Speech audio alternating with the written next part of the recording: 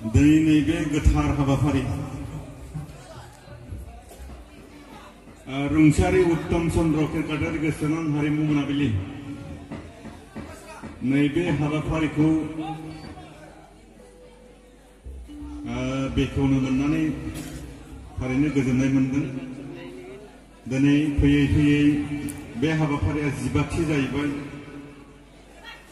जानो हागौ बे 15थि बा सिगांफ्राव जिखिनि हाबाफारि 15 बोसोरनि सिगां जिखिनि हाबाफारि जालांबाय बेवहाय गोबां आलासि फैबाय।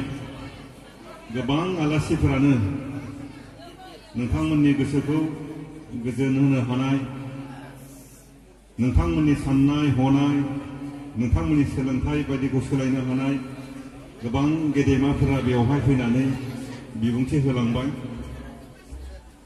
दिनै नैबे मोनाबिलियाव जाय बिथांमोना आंखौ दिनै बेवहाय हांख्रायनानै लाबोदों, बिथांमोना आंखौ मा साननानै लाबोदों आं बुजिनो मोनाखै। मानो होनबा आं MLA बो नङा, MP बो नङा, मिनिस्टारबो नङा, MCLA बो नङा। MCLA जानोबा, मिनिस्टार जानोबा, MLA जानोबा बिथांमोननि नैबे खुंफुं आफादनो 15 लाख होलांबाय होनना बुंनो हागौ। फाग्ला फैसा गैया, मास्टार जाबाय नों। दाथ' आंनाव फैसा गैयालै, माखौ होलांनो। लास्टआव होलांग्रा जेराव जि दं बेखौनो होलांगोन। दा खोन्थाया जाहैबाय बेवहाय जिखिनि दिनै नैबे हाबाफारिखौ नायनो फैदों, बेवहाय मथा-मथि 90% हिनजावफोर गोजा, हौवाफोरानो गैया। ओरैबो हिनजावफोर ओरैबो हिनजावफोर, गासिबो हिनजावफोर। दा हिनजावफोर ज्राव ज्राव जानायनि जाहोनबो थानो हागौ। मानो होनबा आथिखालाव गेस सिलिन्डारबाबो हिनजावफोरनोसो होयो, रेशन कार्डबाबो हिनजावफोरनोसो होयो, अरुणोदयबाबो हिनजावफोरनोसो होयो, स्कुटि होनांगौबाबो हिनजावफोरनोसो होयो। गासिबो हिनजावफोरनो होयो नालाय बांसिन दानिया ज्राव ज्राव हिनजावफोर फैग्रा जाबाय। हौवाफोरा था न'आव ओंखाम संग्रा खामानि गैला। हौवाफोरा न'आवनो थाबाय था। दा बेखायनो खायसे खायसे हिनजावफोराबो मालाय न'निफ्राय बारबोनानै बै मा होनोखौ आधार कार्ड, पान कार्ड ओरैजाय बै आपडेट खालामनो फैबाय थायोना। आपडेट खालामनो फैबाय थानायावनो समायना समायना थाखा गोनां हौवाफोर लोगो मोनना, खखाबाव दारि गोनां, साफा साफा। बेयावनो गोबां फाग्ला दं, दसथार दं।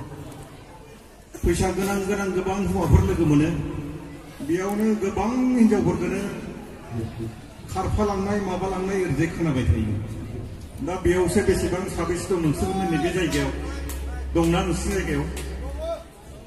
जोंनि जायगायावथ' खमदर, नोंथांमोननि जायगायावसो दंना गैयाथाय?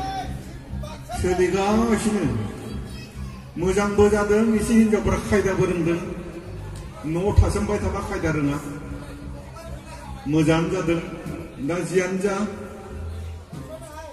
बेवहाय साबैसे हिनजावफोर दं गावनि हौवानि लंपेन्ट गस्ला सुनानै होयि? आखाइ थिखांनाय साबैसे दं?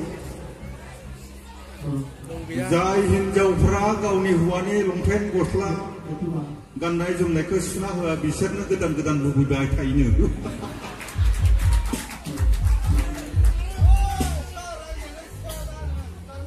नोंनिया खारनांगौ मालाबा नोंहा लाब जागोनलाय फाय, लाब दं नोंहा। जायफोरनिया सुनानै होआ बिनि गोसोआनो माबा गोदान लुबैबाय थायो जाहैबाय। दा नोंथांमोननि गेजेरावसो दंना गैया? गैया, रावबो गैया। थानोबो नाङा। जायजों हाबा जाबाय बिदिनो एकदम हान्थु खरायजासे था, जान्जि गंलायजासे था।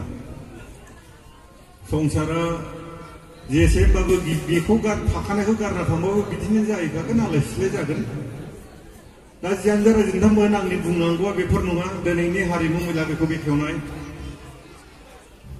दा जोंनि हारिमु बिथिङाव दिनै जानो हागौ दहायनि गेवलां मेलाव गोबां बाथ्रा बुंलांबाय सोलोंथाइनि फारसे हारिमुनि फारसे बैसागोआ माबोरै जाखो बिनि फारसे गोबां मोजां मोजां बाथ्रा बुंलांबाय जानो हागौ दा जेसेबां ग्रोम ग्रोम दहाय बिनिख्रुइ बांसिन ग्रोम ग्रोममोन खोमा नायग्राफ्रा ना खममोन दासो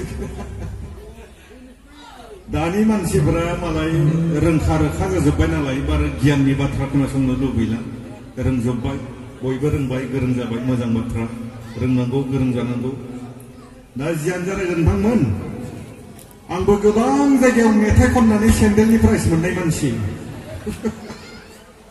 बे रुपबयावसो मा प्राइज मोनलाङो दा बेखायनो आंबो मेथाइ दोंनैसो खननोसै बेवहाय दायो आलासि फैगोन जाहा निकिता ना निकिता बर' आरो बिनि बिब' आशा बिथांमोना नोंथांमोनखौ रंजाहोगोन दा बिथांमोना निकिताजों आशाजों बिनिफ्राय बेसेबां फैसा खननानै लांगोन दा 1.5 लाख लांगोन 1.5 लाख आं बेसेबां लांगोन दा आं 2 लाख लांगोन दा नोंथांमोना बिदि फांसन खुंबाय थानोसै मालायनो ज्राव ज्राव हरबाय थानोसै बेखायनो नैबे रुपबयनिफ्रायबो पुर्णिमा मोन ना पुर्णिमा बायदि सासे सोरजिनांगोन गुबुननिफ्राय फैसा लाबोनो हानाय नोंथांमोननि जायगायावबो आर्टिस्ट सोरजिनो हानांगोन सुलेखा बायदेवआ मोनसे जायगायाव मेथाइ खननो फैबा बेसेबां लाङो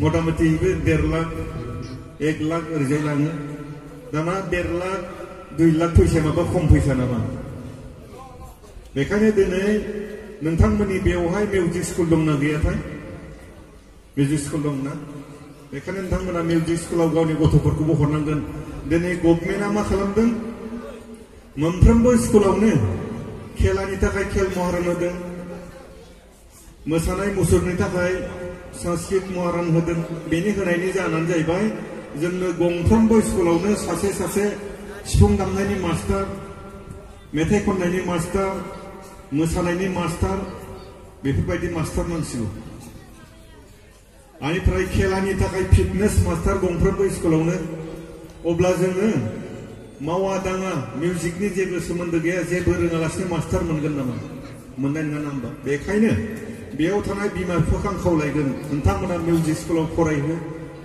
मिउजिक स्कुलाव फरायनानै हायोबा मेट्रिकआव जेरै इलेक्टिभ दङ साइन्स कम्पिउटार हिस्ट्रि जिअग्राफि बेफोरबायदिनो मोसानायनिबो दामनाय देनायनिबो इलेक्टिभ थायो बै इलेक्टिभफोरखौ साबजेक्टफोरखौ लाहो इलेक्टिभ साबजेक्टखौ लानानै मोसानाय मुसुरनायनि थाखाय सावगारि आखिनायनि थाखाय क'क्राझाराव जोंहा फाइन आर्ट्स दङ बेवहाय फरायहोदो बेयाव ग्रेजुवेटसिम दङ ग्रेजुवेटखौ लानानै कलकातायाव मास्टार डिग्री लादो मास्टार डिग्री लानानै मेथाइ खननायनि प्रफेसर जादो मेथाइ खननायनि मास्टार जादो दा जों बेफोरखौबो सिखायनांसिगोन दा खालि बेफोरबायदि फांसन खुंदों मोसादों रंजादों जौ लोंदों बेफोरबायदि खालामबाय थाबा जोंहा जानाय नङा जोंनो सासे सासे मोसानायनि मास्टार नांगोन सासे सासे मेथाइ खननायनि मास्टार नांगोन अब्लासो जोंनो नैफोरबायदि फांसन खुंनायनि फैसा गारनायनि मावथिफोरनि जि खस्थ' खालामनाय बे खस्थ' खालामनायनि थांखिया जाफुंगोन बेखायनो आं खावलायगोन 15 बोसोरा दिनै खुंबोबाय 15 बोसोर खुंनानै आरो खुंबायानो थागोन बे खुंबाय थानायजोंल' जानाय नङा जों सासे सासे मानसि सोरजिनो हानांगोन अब्लासो बिथांमोननि साननाय बिथांमोननि मावनाया जाफुंगोन गोसोआव थागोन ना होमबा बेखायनो आसा खालामगोन नैबे जायगायाव सुलेखा बायदि मोनथों बिग्राय बायदि मोननो हाथों गौतम बायदि मोननो हाथों बेखौनो आसा खालामनानै आं दिनै दोंसे मेथाइ खननानै नोंथांनिफ्राय बिदाय लागोन